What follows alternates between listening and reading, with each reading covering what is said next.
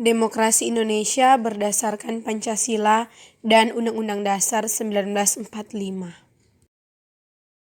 Dilansir dari Ensiklopedia Britannica, demokrasi berasal dari bahasa Yunani yang diambil dari kata demos yang artinya rakyat dan kratos yang artinya pemerintahan.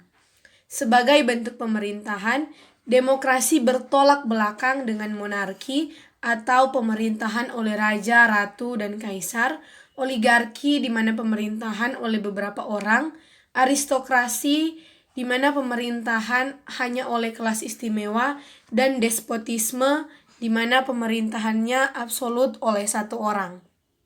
Karakter utama demokrasi Pancasila orang Yunani kuno adalah orang pertama yang mempraktikkan demokrasi dalam komunitas sebesar kota.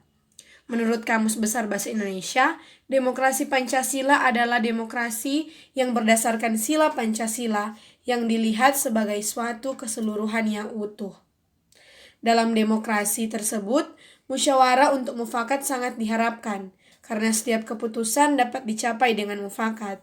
Tapi jika tidak tercapai kata mufakat, maka keputusan dapat ditempuh melalui pemungutan suara. Ada 3 tradisi pemikiran politik demokrasi.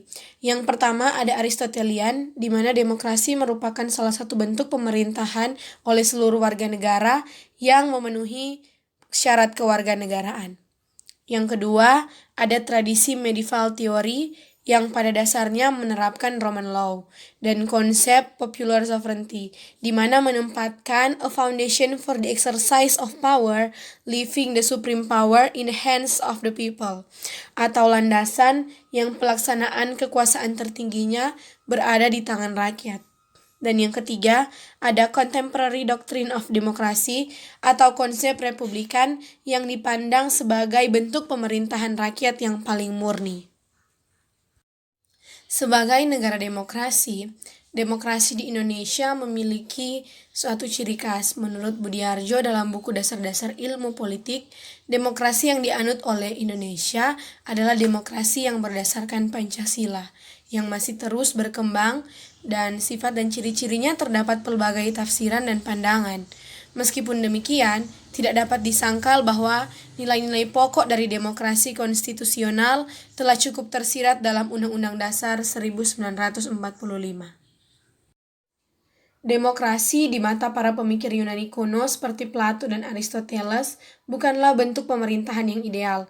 Mereka menilai bahwa demokrasi sebagai pemerintahan oleh orang miskin atau pemerintahan oleh orang dungu.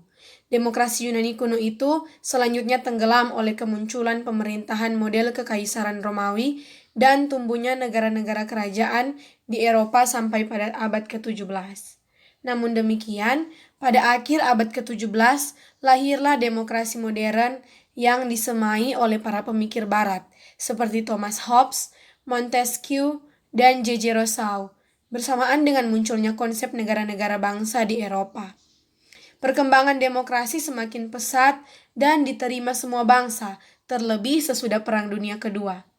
Suatu penelitian dari UNESCO pada tahun 1949 menyatakan bahwa untuk pertama kalinya dalam sejarah, demokrasi dinyatakan sebagai nama yang paling baik dan wajar untuk semua sistem organisasi politik dan sosial yang diperjuangkan oleh pendukung-pendukung yang berpengaruh. Mengapa demokrasi begitu penting dalam kehidupan masyarakat?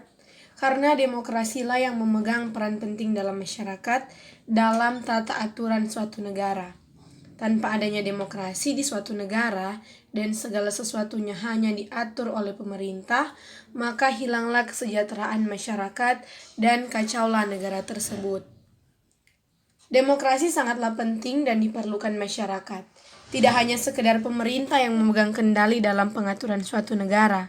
Perlu adanya masyarakat yang komplement, mendukung, dan masyarakat perlu terlibat dalam pembangunan suatu negara demi terciptanya kemakmuran dan kesejahteraan negara. Dengan demokrasi, tak ada saling ingin menang sendiri, saling memaksakan kehendak, saling menghina, saling melecehkan, dan saling menjatuhkan.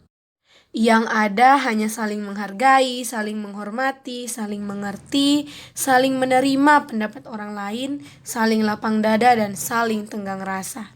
dan kehidupan yang nyaman pasti akan tercipta. Dan ada 3 keunggulan dari demokrasi Pancasila. Yang pertama adalah mengutamakan pengambilan keputusan dengan musyawarah mencapai mufakat dalam semangat kekeluargaan. Yang kedua, mengutamakan keselarasan dan keseimbangan antara hak dan kewajiban antara kepentingan pribadi dan sosial. Dan yang terakhir adalah lebih mengutamakan kepentingan dan keselamatan bangsa di atas kepentingan pribadi dan golongan. Demikian presentasi dari kelompok kami. Semoga bermanfaat dan terima kasih.